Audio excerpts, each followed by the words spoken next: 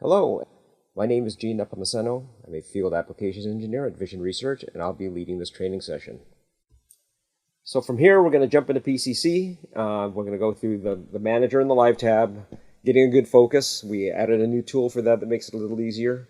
How to configure your PCC settings, frame rate, exposure, aperture, all that kind of good stuff.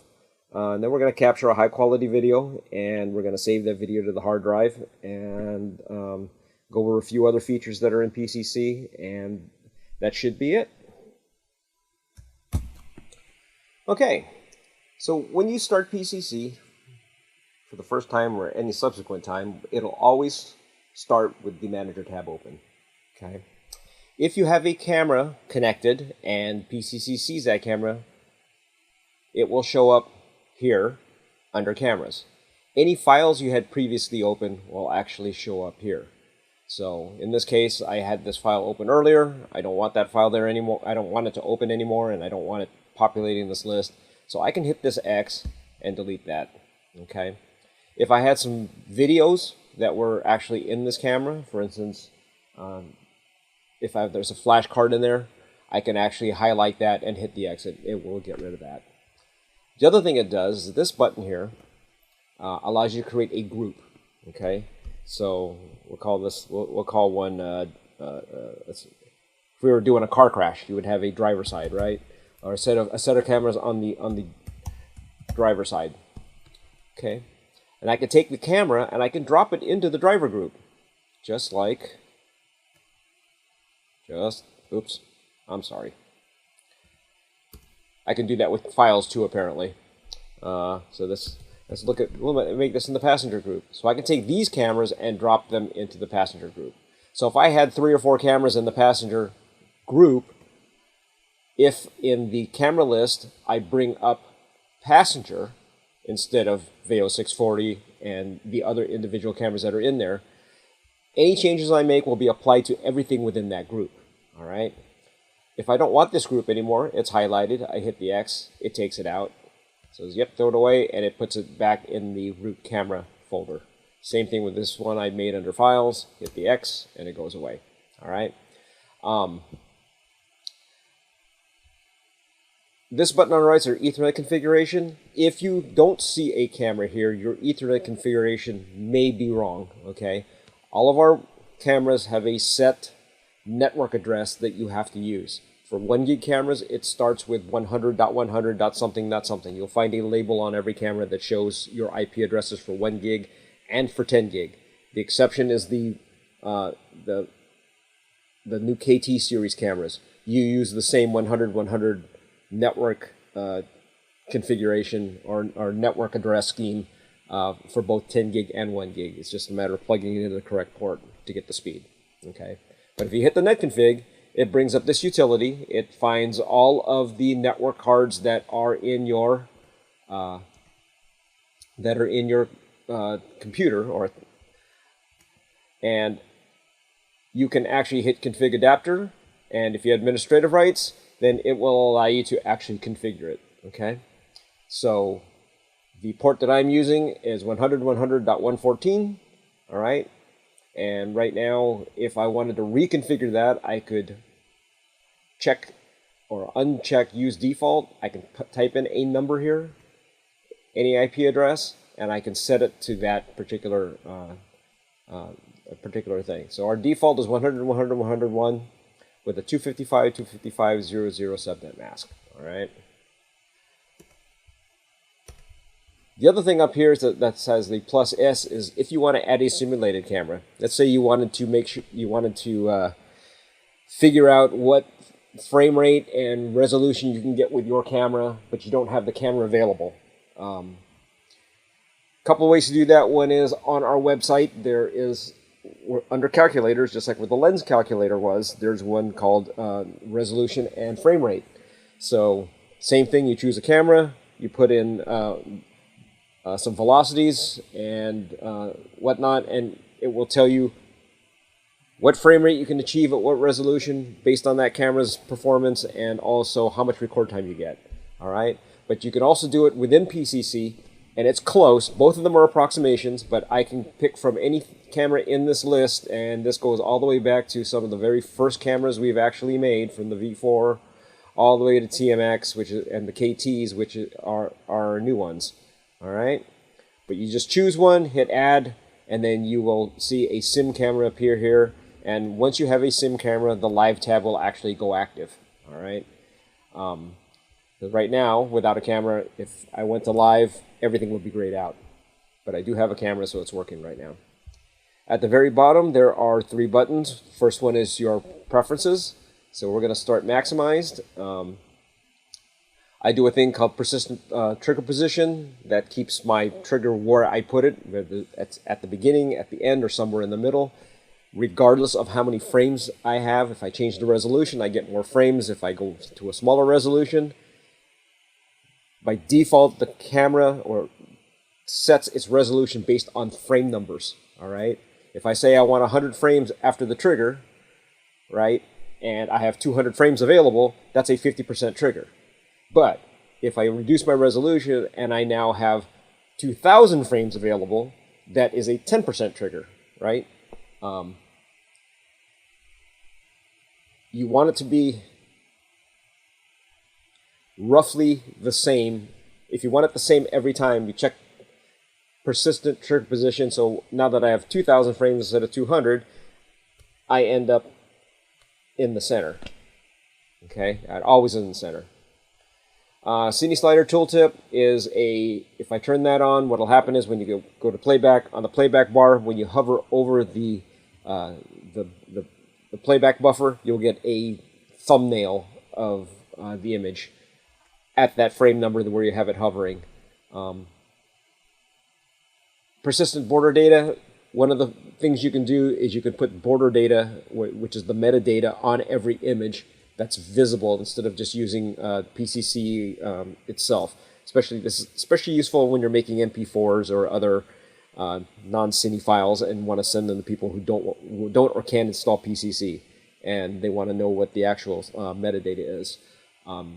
You can set it up so that every time you save an image, that border data is applied. Normally, you just do it as needed. Smooth zoom right now is turned on. For a lot of people that use monochrome cameras, they turn that off because it basically smooths the image between pixels. But with it off, you actually get better distinction in grayscale values from pixel to pixel. It's not interpolated. You can ignore GPU for processing right now. Most laptops don't have one, and even if they do, it kind of doesn't work right now. So we can skip that. Your pixel values down at the bottom, when you hover over a pixel, will give you a value from 0 to something, either 255, 1, or 4095. If I set it to 0 to 1, it's a relative scale. Okay, that was asked for by one customer. 0 to 255, if it's black, it's 0. If it's completely saturated, it's 8 bits. It's 255. It says it's saturated. Well, it's a 12-bit camera, so we normally set it to 0 to max, and it'll show 4095 for its saturation point.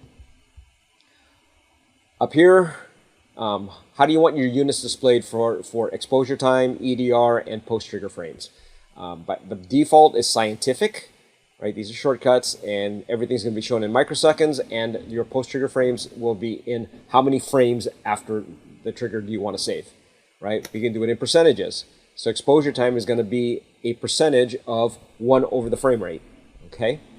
EDR is going to be a percentage of your exposure time, and your post-trigger frames is going to be a percentage of your total buffer, or total number of frames that you have. So, like I said, this persistent trigger position, the software is actually using percentage, even if I have this set to frames. Okay, so what it's doing is says, oh, you always want it at 50%. So regardless of how many frames I have, it's going to be in the middle because it's doing it by percentage, by 50%. Okay, or the last place that I set it. These are just shortcuts for percentage. Cinematography, exposure time is in degrees because old cinematographers using film cameras had a shutter that went around in a circle, right? It's called a circular shutter or a rolling shutter. and a 360-degree shutter meant it was open for the entire frame time. A 180-degree shutter is open for half the frame time, so that's kind of a percentage, all right? And of course, based on the frame rate, you can calculate a microsecond time, all right? Languages is going to be based on your Windows settings, and if right now we disable the Windows screen lock because sometimes you're getting ready to do something with your software and suddenly the screen locks because it's timed out. So there's a way of turning that off. And if you have a DAC module that's installed, and especially on a desktop, although right now the ones we use are actually USB based, just disconnect the cable. But if you don't disconnect the cable and it sees it there, it will assume that you're using it, and it will take the data that's there if you've already had it set in a previous test. And even though it's garbage data, it will append it to your Cine file. Okay, so you can actually tell it to ignore any DAC modules that are there until you need them. Measurements. This is where you set up your units, right? For measuring, doing some motion analysis. Logging, you hopefully will never use. If your software is crashing for some reason, you can turn this thing on. You hit this thing that says all. This tells you where this log is going to be created. And then now when you start running the software, what happens is it interrogates all of these things, creates this log. When it crashes, the last thing at the bottom lets us know what the software was trying to do and what was probably causing the error. Okay. Hopefully you'll never have to use that. Camera shows what the software detected. So it discovered this camera on the network. There could be a number of cameras here. But let's say you don't want all of those cameras discovered, okay? Because you've got different test sites, you're connected to the company network, and you only want to control with this laptop a certain number of laptops or cameras. Because if you say set to all, and you're talking to you see every camera out there, it will change the parameters of other people's cameras, okay? So you can take one of these things, say add to visible list, which puts it on the right side. If I say from visible list, every time I talk to the software, it will only talk to this camera at this IP address. As a matter of fact, it doesn't even look, it tries to discover cameras, it'll probably discover them, and even if they are here in this list, it will only talk to the ones that are on the visible camera list. All right, it keeps people from cross-talking. You can also hit add IP, and if you know the IP address of the camera that you want to talk to, even if it's not discovered, you can just type it in there. All right.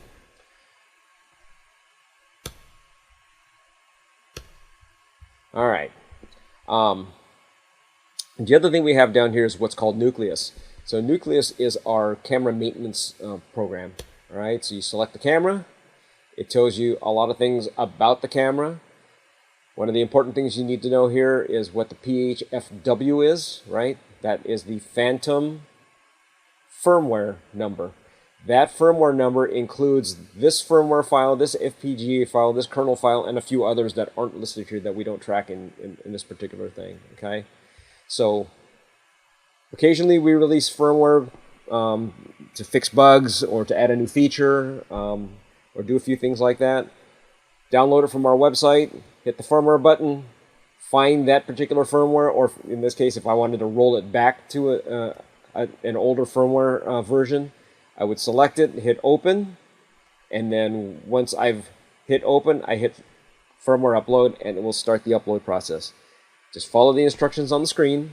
One of the things it will tell you once it's uploaded is to reboot the camera, which means turning it off and turning it back on, and to wait. You have to wait until the camera's rebooted.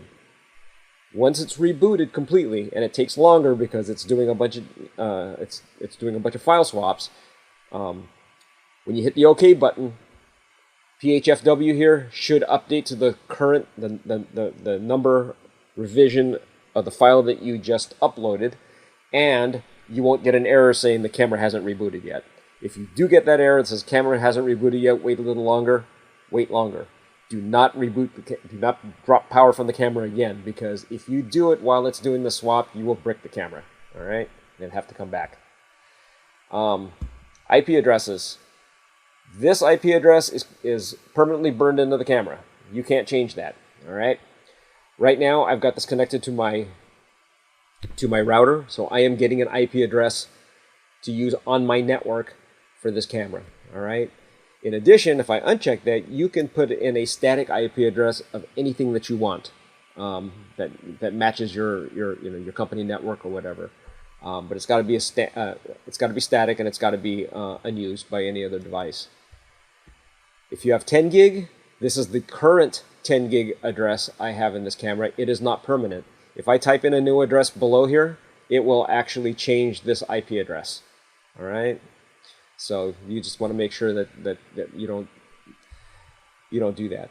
The thing is, with this primary address here, if you forget any of this stuff, let's say you're using 10 gig and somebody connects it somewhere else and they can't remember what it was, you can always change the default IP address of your laptop to 100, 100, 101 and 255, 255.00 on the subnet mask, and it will connect. All right. And then you can reset all of this stuff to get it to something that you want. Checkup is for customer service use. Troubleshoot you may use on occasion. You're going to use this one, says reload factory settings. If I do that, it takes the factory settings that are stored in the non-volatile portion of the camera, moves it to the user side of the camera, of the internal file structure, and boots from those files instead. Because sometimes you will get either the camera's a feature is not working right, it's missing, it's grayed out, or there's just something that's wonky in the image. There's lines and dots that you can't get rid of with a current session reference, which is a black reference. You do reload factory settings, and that will clear up probably 90% of the problems we've seen in the field, okay, without having to send the camera back. So that one you'll use. Unless you have a very old camera, you will not use reload factory STG, and there's a CSR button here, but which I don't understand, because there's a CSR button in the live that you're going to use all the time. And you can't see the image anyway to see that whether the CSR actually cleared up the ugliness in the image. All right. If you have a flash card, there are certain cameras that have non-removable memory, and this does not include a CineMag. This is a CF Express, a CFast, or a Cine Flash on our very old Miro cameras. If you have one of those things and you know you have it installed, so if I have one here, and if I put it in here, and it shows right now it's unplugged. If I refresh the status, it shows that I plugged it in, it's ready. There's its size and how much of it is used. But if in PCC I don't see it, it may need to be formatted, and this is a way of forcing the memory to be reformatted. Okay. Because the erase function that's in PCC is actually a different command from the format function that's here in Nucleus. Cam configuration is a customer service thing that I've never used, and utility, there are some specialized utilities that we've written for customers. They're not really available for anybody else, and so you'll probably never use that either. But if you had to, or we had one that you needed, this is the place that you uploaded. All right. Okay, so at this point, this camera is seen. By default, your camera will probably have that name will actually be a serial number, because we don't know what you want to name your camera, so we put its serial number in as its name. So if I click on that one time, I can actually change the name to anything that I want, right? If its serial number was 12345, that could be the new name for it, right? It'll let me change it to that. But that doesn't mean anything to me. If I've got multiple cameras, I've got, a mix of T-Series and TMX and Veo, I want to know that this is my, my Veo 640 camera. Okay? And that's one of the places you can actually change the name. All right? In this case, since I plugged that CF card in there actually is a file there, and it's listed under the camera, and it's a Cine, and of course F1 means flash 1. If you see an F, that means it's stored on the flash. If there is no F, it's stored in the RAM. All right. To open this camera, to get it to appear here, one of two ways. I can double click on it and it'll appear, or I can go to the Live tab, and under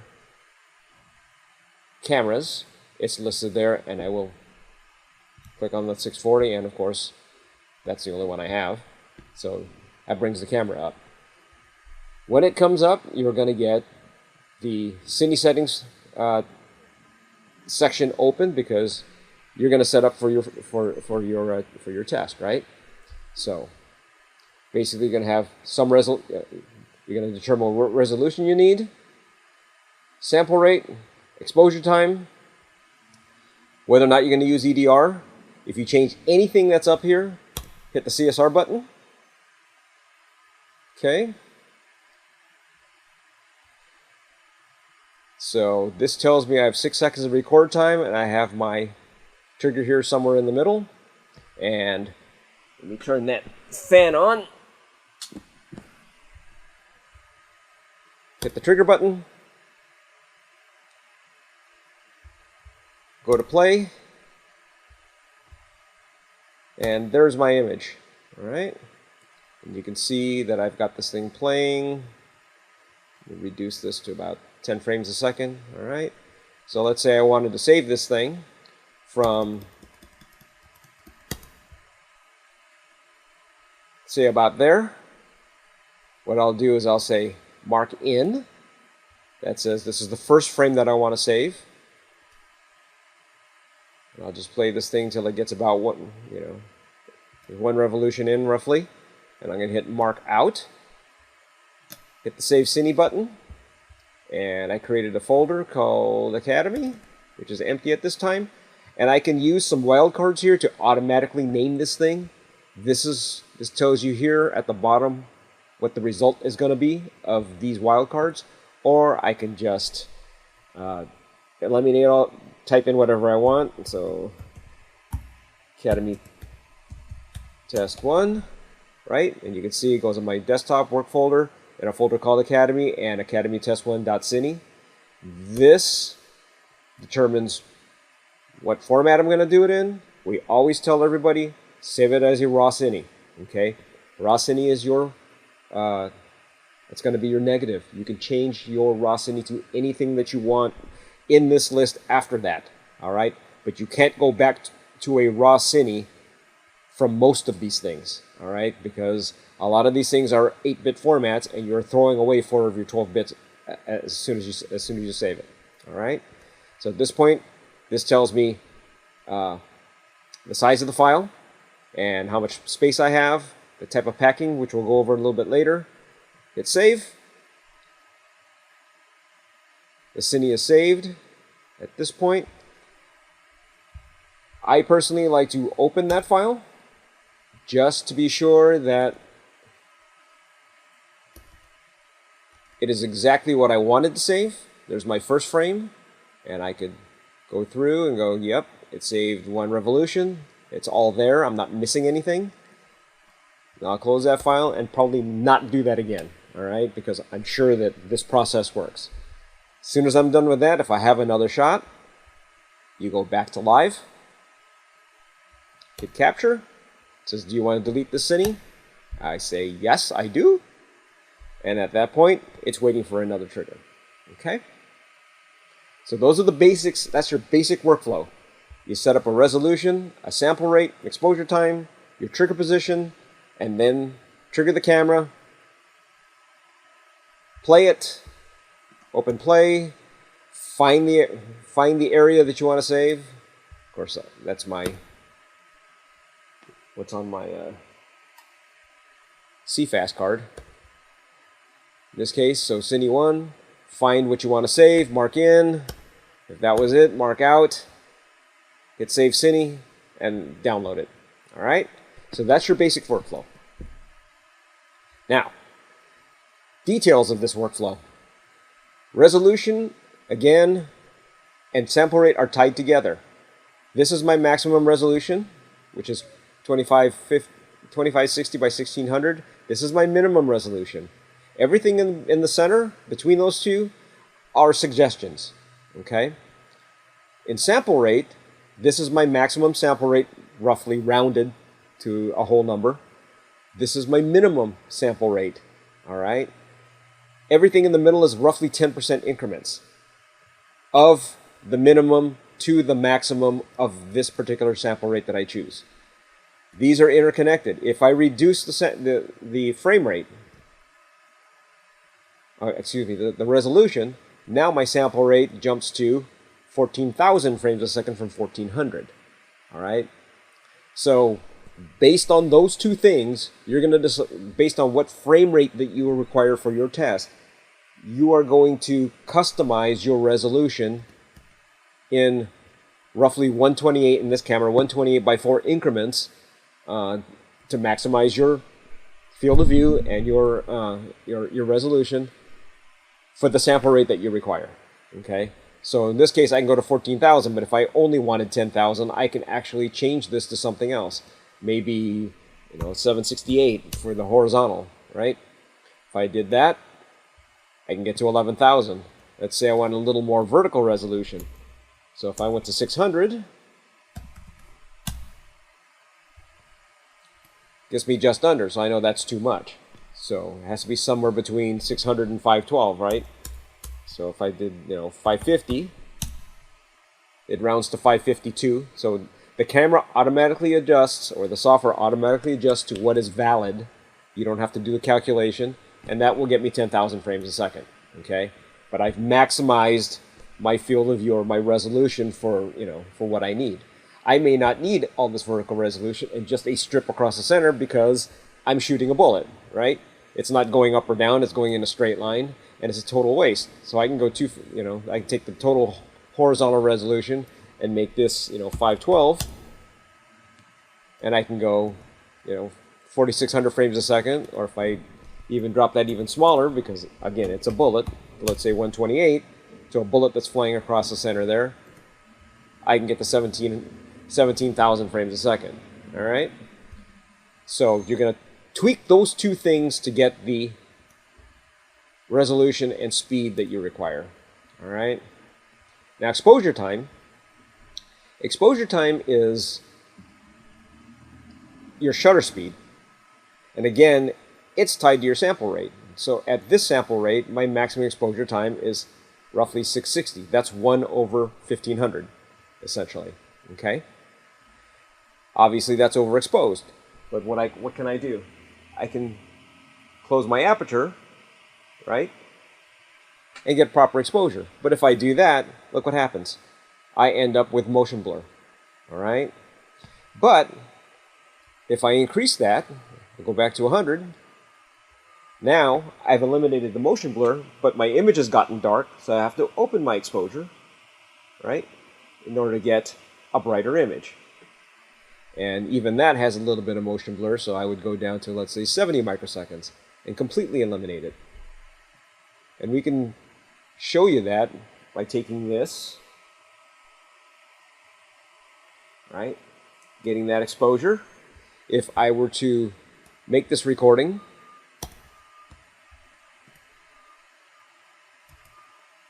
and trigger the camera, go to play, and you can tell that each one of these is blurred, right? If I go to, let's say, 100, that looks pretty good. Let's open this up a little bit, get my exposure better, right? Do a CSR because I've changed something above the line.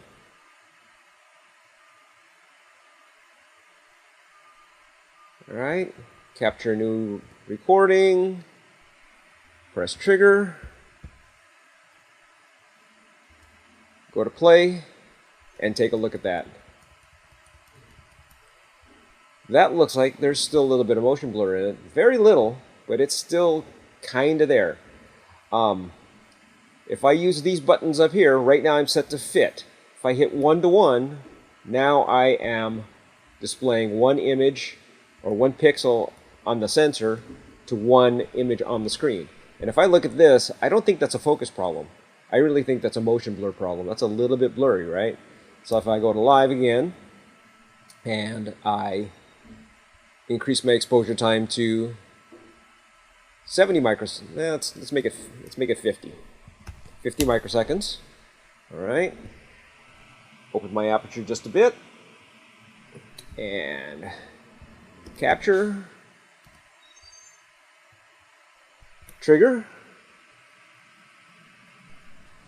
go back to play, and start looking at that image. And you can tell that this image is actually much sharper than the previous one. There's absolutely no blur in this. Okay? Now again, the trade-off is I got rid of the motion blur at 50 microseconds, but let me go back to fit. You notice that the fan itself is perfectly in focus, but the grid and the patterns I have in the background are not. All right, I can change my focus point by adjusting my focus and put that in. Look at my background, but now what's in the foreground is out of focus, right? That's because my depth of field is off. So if I wanted to get more depth of field, what I'm going to need to do is I'm going to need to stop down my image. The problem is it's gotten very dark. How do I adjust that? I've got to go longer in my exposure time. Back up to 660. I've got proper exposure. I've got both the fan and the background both in focus, but I'm getting motion blur. So there's a trade-off. In this case, I've only got the single light. The only way to overcome this is to add more light. However, even if I had to do my, let's say 70 microseconds, I can play with my exposure index and brighten the image. So I am artificially tweaking the tone curve to get a brighter image. Okay? So essentially what I've done, if I open Image Tools, is I've adjusted my tone curve. If I reset that curve, it's dark. If I right-click here and actually make a curve, put a couple of spots here by right-clicking, I can bring up the dark pixels are to the left, the bright pixels are to the right. This is its normal linear nominal value, and what I'm doing is I'm raising its value towards saturation. Okay? It gets a little bit noisy, but I've brightened the image. So if you have a choice, you always underexpose your image, and then you bring up from there. All right? And you can tell by looking at the histogram, my pixels are pretty much distributed about a little more than middle gray. All right? So that's one way to do it. Another way to do it is to play with your bit slider by telling it that 255 is now saturation, 8 bits, instead of 20, or in this case, about 1,000 counts is going to be saturated. I've stretched out or remapped those pixel values to say that anything that hits 1,003 counts instead of 4,095 counts is going to be saturated. And of course, nothing has hit that point yet, right? But if I go all the way down to 255, whoops, wrong one, so I can bring it up from the bottom too. If I go all the way down to 255, now you can tell a bunch of them have hit the saturation point and are lopped off here, right?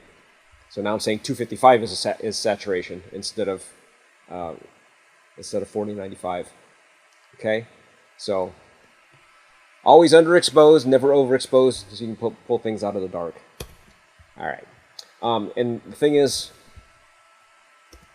anything that you do up here doesn't change what you're actually recording. Okay, what's actually being recorded, if I disable that, is that's what the camera is actually recording.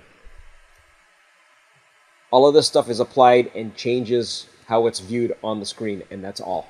All right, all the gamma, the gain, the tone curve, the EI, the bit slider, all of that stuff. All it does is change how it's displayed on the screen, not what the camera is actually recording. So you can tell how our camera is truly sensitive by what you can pull out of the dark. Okay.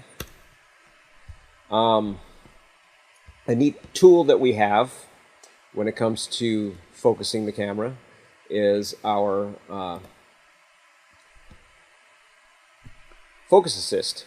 So let's say,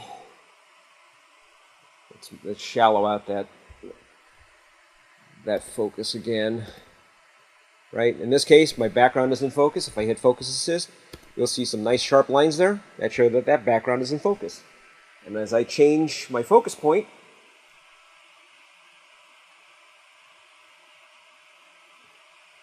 I can get it onto the fan, and now those little markers are in focus. And I turn that guy off. And now you can see my focus has shifted from there to there. All right? So focus assist is this button here. And wherever you have the sharp lines that turn bright, that's where your focus point is. All right? So a neat little tool we've added to our software.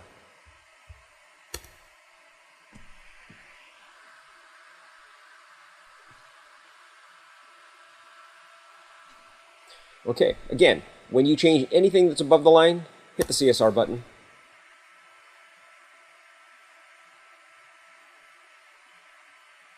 There you go. All right. This other button, low light, if you happen to be set up and you have a very low exposure time, and you want to make sure that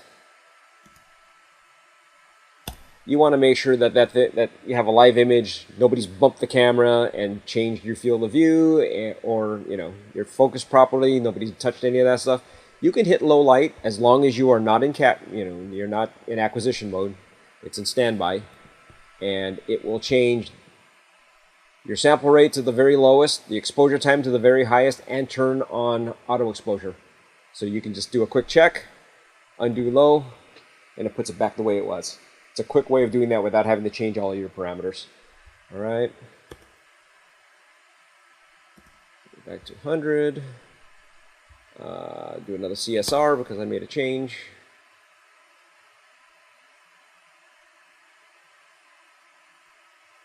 All right. Close shutter. This button actually closes the shutter that is used for the CSR. A CSR stands for current session reference. It's actually a black reference. So it's a black reference for the current session of PCC that's open at this moment. When I close PCC, my session is no longer current, right? I open a new one, it's a new session. So every time I do that, I always hit the CSR button. But that's what CSR stands for. Close shutter closes that same internal shutter that is used for CSR, right? And it just protects the sensor. So let's say you were out in the field and and there's a bunch of dirt and debris flying around, dust, whatever, and you've got to change your lens. Good practice is to hit close shutter, then take the lens off, and then put the new lens on, so that keeps any dust and dirt from getting on the sensor itself. It may still get in the camera, it may get on the shutter, but it won't get on the sensor. All right. Trigger position. You can slide this thing back and forth. All right. You can choose numbers from the list, or you can type in numbers. This says how many frames after the trigger do you want to save, right? In this case, I have 4 seconds of record time. If I put this at the beginning or choose the number at the bottom, when I trigger the camera, it will save 4 seconds after the trigger. All right. In this case, 6,102 frames after the trigger.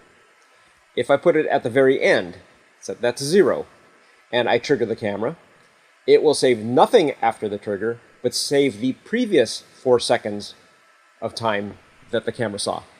All right? If I put it somewhere in the middle, I will get some time. In this case, my pre-trigger time is 1.25 seconds of images before the trigger, and the rest of the time after the trigger. A good way to show that is this little presentation that I have here.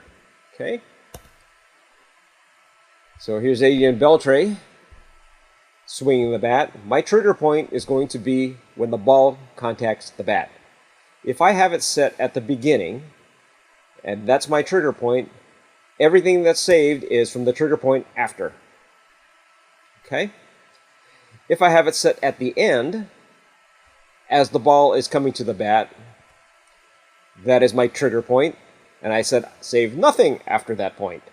I got the ball headed towards the bat, in my pre-trigger frames, but nothing after that. If I set it somewhere in the middle, my trigger point is there in the center. I get the ball coming to the bat, contact, and the ball hitting Adrian's shin after that happens. Okay? So that's how trigger position works. We tell you that there's pre-trigger time here. If you happen to put that at the beginning, or you choose a number here, there's two ways to do this. I can drag this little I here and move it to the right, or I can put in a number larger than the largest number here. So 601 is the largest number. If I put 10,000 in there are more frames that I'm telling you to record after the trigger than exist. And that creates this white space, which is a trigger delay. So now, because I put 10,000 there, every frame has a time, right? 1 over the frame rate. So in this case, 1 over roughly 15,000, whatever that time is. That difference in frames creates a 2.6 second delay. So when I send the trigger, for 2.6 seconds, nothing will be recorded, and then it will save the following 4 seconds after that. All right? Be careful. When you change resolutions, occasionally, if you have a frame number here, or a post-trigger frame number that is valid for the smaller resolution, and you change to a larger resolution and you have fewer frames, you will end up with this delay. And it may be inadvertent. Now, to avoid that, remember in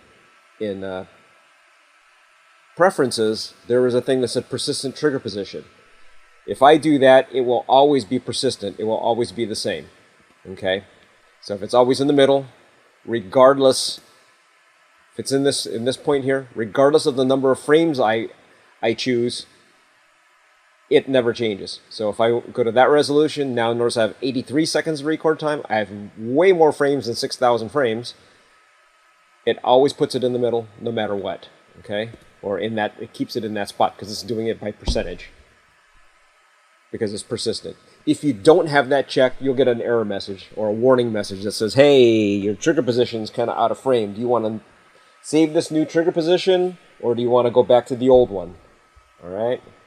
So it at least gives you a warning. Alrighty.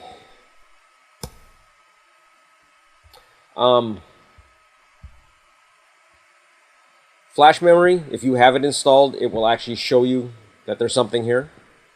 One of the major things you're going to have to do is check your camera signals if you're using an external trigger. All right, there is a thing here that says trigger.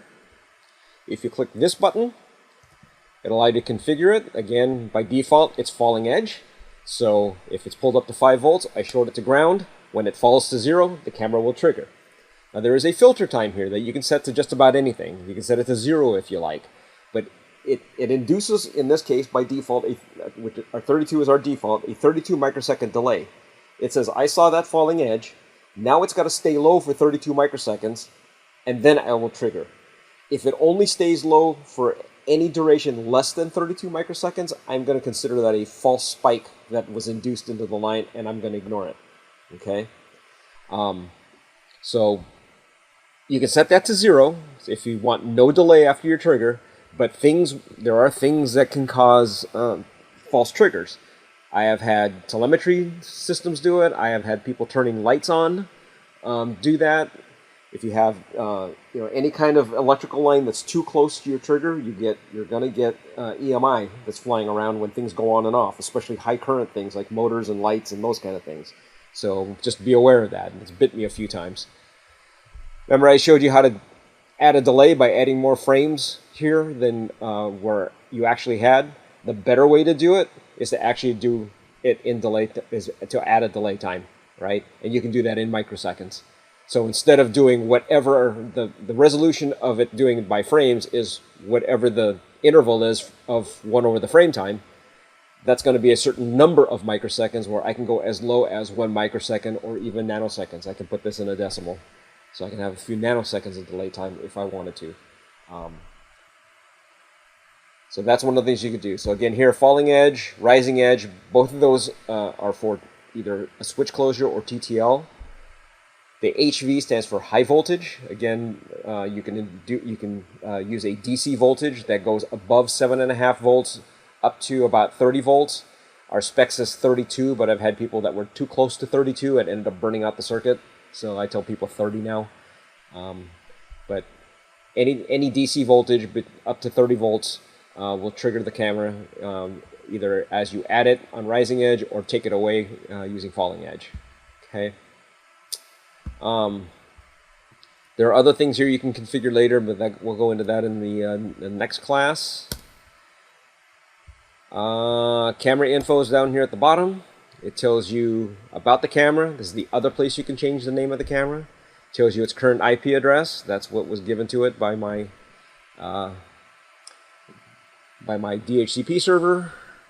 I have a 1 gig connection to that. It tells me how much RAM I have installed and what my firmware version is. And if I had flash memory installed, it would show there. All right.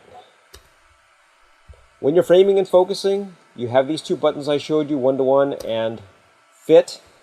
I use fit to determine whether or not I've got the right focal length lens. Does it give me the proper field of view? Okay. But I use 1-to-1 when I'm focusing because it gives me the sharpest image. All right. And then, of course, there's your cursor. I can also do the pan, which is grab it and move it, right? Click and drag. One of the things if your color is off, so I can really screw up the color temperature here, right? Or the white balance. So to white balance an image, you find something's white that is not saturated. Right click on that image or that point. It's actually I think it's a 20 by 20 spot of pixels, and you hit white balance and it automatically says, well, if that's white, then I have to adjust, you know, my color temperature, my red and my blue, and that will give me the proper white. Okay.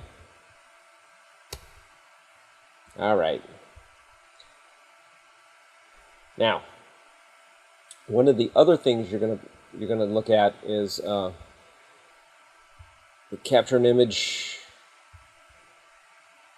And I'm gonna hit trigger again. So this thing's running through. Hit play. Again, I showed you the mark in and the mark out, right? So there's my mark out. There's my mark in. If I hit limit to range, it will only play what's within this range, right? From here to there. And repeat is turned on, so when it reaches that point, it'll jump to the beginning and start playing through. If I hit ping pong when it hits the end, it'll go backwards the other way, so it's kind of a jog as it goes back and forth. Okay. Play each image takes every image through the Ethernet and throws it on the screen as fast as it can. All right. In this case, it's playing back at about 3 frames a second. That's my refresh rate down there. That's 4 megapixels going across 1 gigabit Ethernet. That's as fast, and color being rendered by PCC on the fly. That's about as fast as it goes. If I undo that, I can choose a speed that's interpolated anywhere between 0.1 frames per second all the way up to 100 frames a second. It's kind of a simulated speed. It's interpolated. But I can make that adjustment here. All right. This tells you information about the particular frame that is up right now. If you're using auto exposure, your exposure time will change from frame to frame. This tells you what it actually was, not what you set. Okay.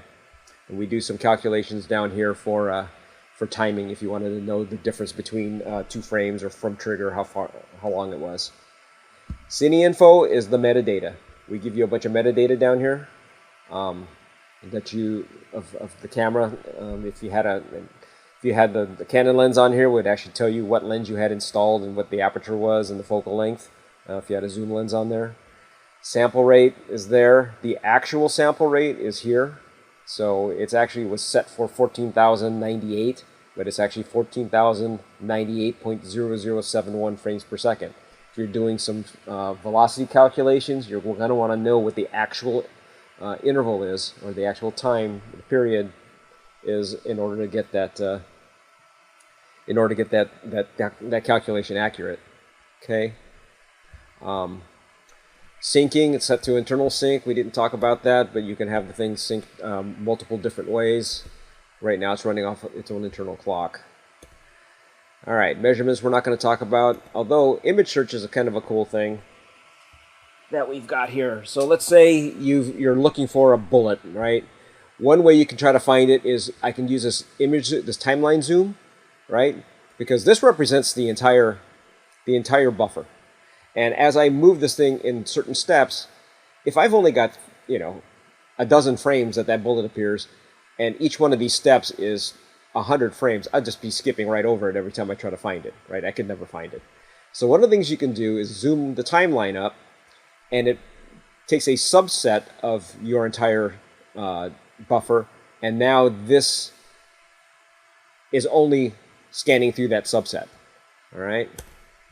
The other way you can do it is, let's say I had this thing, if I go live, right, put this in capture, let's put my trigger position somewhere over here, all right, and this fan is not spinning right now, so I'm going to trigger the camera at this point, and I'm going to kick the fan on.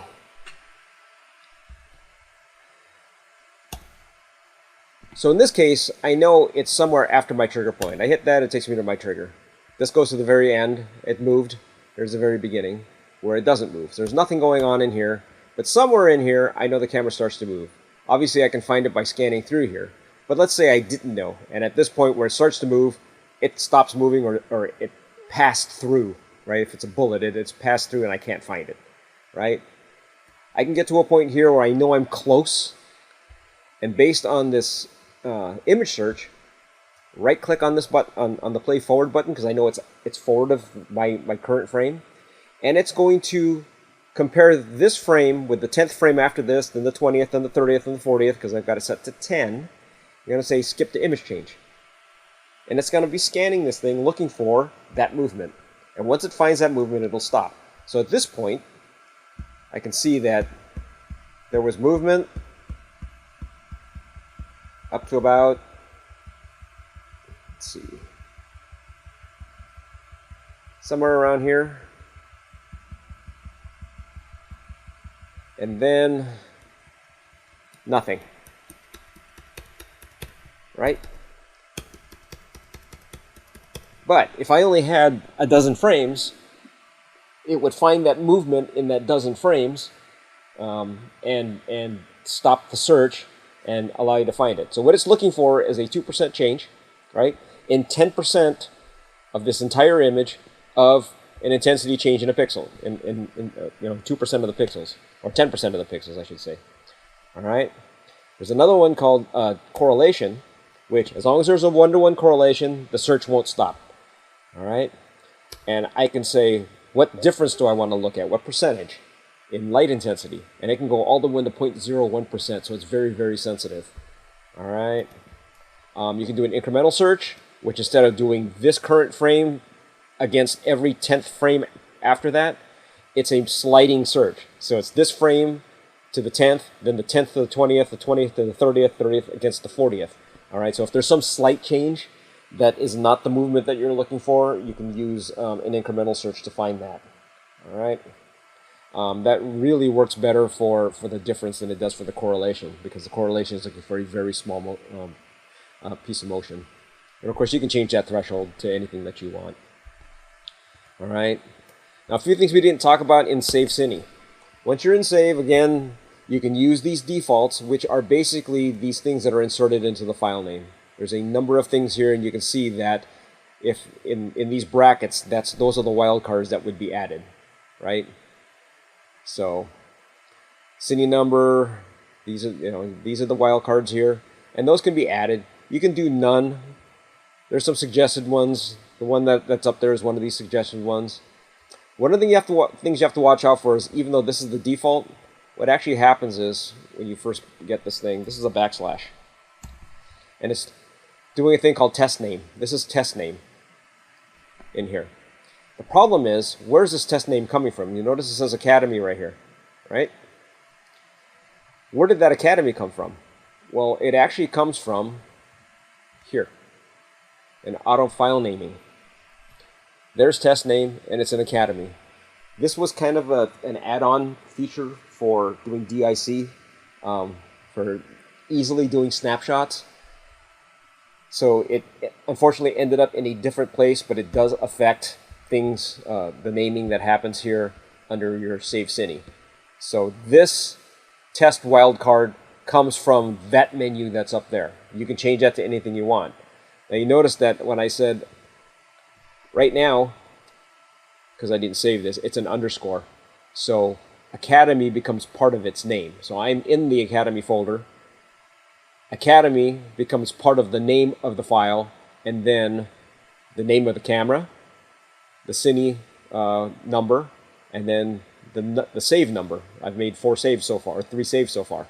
All right, and this is cine number 1. So that's the one that appears here, which is the cine number. Okay, if I change this to a backslash, right, now this becomes a folder. There's a backslash there. Okay, oh, sorry, this one.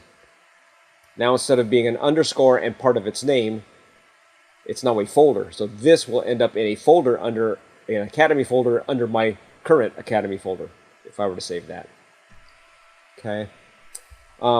If I wanted to override my mark in and mark out, I do that here in the range. I can say, nope, I don't want that. I just want to do the full cine. Or I can say user defined, and I can type in discrete numbers of what I want to save. Okay. Packing. Like, I like to use P12. That saves all 12 bits as it's transferring it into your file. All computers work in 8-bit bytes. Our cameras are 12-bit, so that means it takes 2 bytes to transfer 1 pixel, right? To save 1 pixel. Well, the first byte is going to be 8 of that 12 bits. The second byte is going to be 4 of those 12 bits, and there are going to be 4 empty bits of nothing. We call them don't cares. All right. So in order to maximize or to speed up the transfer, what we'll do is we'll take 4 bits of the next pixel, the first 4 bits, and put it in the 4 bits that are left over in that second byte of the first pixel. All right, so we're using every bit. By using P12, I don't lose anything when it comes to dynamic range, right? Because I'm transferring all 12 bits. We have another one called P10, and P10 is actually lopping off 2 bits and turning it into a 10-bit file. And then when you open it in PCC, PCC uses a lookup table to put back those 2 bits. It's supposed to be lossless, but we've been told, and it's been proven to us, that it is not lossless. And so we added P12 in order to get that fidelity back. So most people do that. Although P10 is actually a smaller file. So if you look at the size of this file, let's actually do it this way. Let's go, let's say 0, because there's always a frame 0 unless you had a delay, to 100. If I were to save 100 frames, then at P10 it's just under 500 megabytes, right? P12, it's just under 600 megabytes on the size. If I say none, it's going to save them as a 16-bit file. So I'm going to get those 4 bits of don't cares. This is the largest file size, and that's just under 800 megabytes. And if I turn that off, then it becomes an 8-bit file. We actually lop off the bottom 4 bits and only save 8 bits of the 12. And that's our smallest format, and that's just under 400, right? So we don't recommend that because, again, you're throwing away data. So you kind of want to leave that as something, one of these 16-bit options, and again, P12 is probably the best. If you click XML header file, I showed you in CineInfo there was a bunch of metadata. you can save it as a separate XML file, and it's more than just that. There's a lot of other metadata that's actually that gets embedded in a cine file, and this will put it into a separate file that can be used to like create a database. We've had people do that. If you were to choose something other than a cine, like an AVI, or actually an MP4, that's actually the most popular, we can do a thing here called adding the border data. Well, first thing is, you can change, hitting advanced, you can change the frame rate. I've noticed the playback rate of 30 is very fast a lot of times, because people are just going to open it in Windows Media Player or something, and it's going to play back at 30 frames a second, and it's going to be playing way too fast. And so I've noticed between 5 and 10 frames per second is usually kind of the sweet spot for MP4s. If people can open it in PCC, if they can install PCC, it's even better, right? But the thing you can do is you can add border data. It has to be a non-raw cine. But if I were to do that, you can add, some kind of footer data. I'm going to change the font size because I'm getting old. I can add, let's say, absolute time, what camera I used, the resolution, the frame rate, the exposure, right? And then if I hit preview, you'll see that I have added an extra number of pixels in this frame above it, to the right of it, and below it. I have added my footer data there, my header data there, and the parameters that are pulled from the metadata are printed here. And of course, these update based on the file number that you're on. Okay? You can also add a logo if you wanted to, and then you can move it around and do a few different things. But that's something you can do. And again, in preferences, there's a way to make this permanent so that every file always gets it. Unless, of course, it's a cine raw. And we always tell you to save a cine raw. All right. So that's border data. Right now, set to none. Cancel. Okay. Let's see. Yeah. Another thing, if you're doing anything other than an MP4, these are compressed files. By default, you're at 100% quality for that compression level, but you can make it something less than that. If I were to make this 50%, you'll notice this thing goes from 1183 megabytes to something, should go to something smaller. It's not showing it. But it'll actually be smaller, all right? So if I were to do something, another one is like a Cine JPEG. Nice thing about Cine JPEGs, the images are JPEGs, so they are 8-bit and they're lossy, right? And in addition to that, the metadata is actually still embedded as part of it because it's a Cine file, all right? That's our proprietary file. Unfortunately, this uncompressed Cine doesn't take into account the compression, but it does end up very small. So if I made that 25 frames, this thing will actually only be about 2 megabytes, right? So right now that's not updating, but you can change the quality. All right. So that's kind of everything here. Back to the buttons at the top. Again, there's a crosshair you can turn on that's the center of the image. There's a grid for helping you get this thing aligned. If I hit this snapshot, it took a snapshot. It doesn't tell you it did it, but it did it. If I go to this thing and I say snapshot file name, this tells me that it gave it that name, Bob, with a time of when I took the snapshot as part of its name. And then if I say, if I told it I want 8-bit TIFF images or 24-bit, in this case color, TIFF images, and there's the file name it actually gave it. All right, and here I can still add other things to the file name. All right, and if I hit Explore Snapshots, it should take me to where that snapshot was made. Right?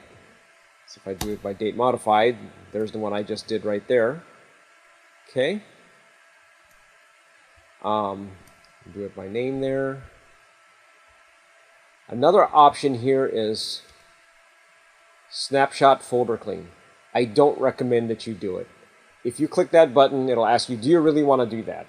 And if you say yes, it will delete everything in this folder. Not just this file that I made, it will delete everything in the snapshot folder. If I've got other snapshots or other calibration things that I did previously that I haven't moved someplace else that I still need, it will delete them. So again, global things like that, I kind of avoid. Go into your snapshots, delete them on your own. Went over image tools. The graphing we won't get into because that's an advanced course. That's just file open. This is batch convert. So you got a bunch of cine files and you want to convert them. You would just take them, this entire folder, highlight the ones you want to convert, hit open, select what you want to convert them to. Hit the convert button and it'll turn them into MP4s or AVIs or Cine JPEGs or whatever you want.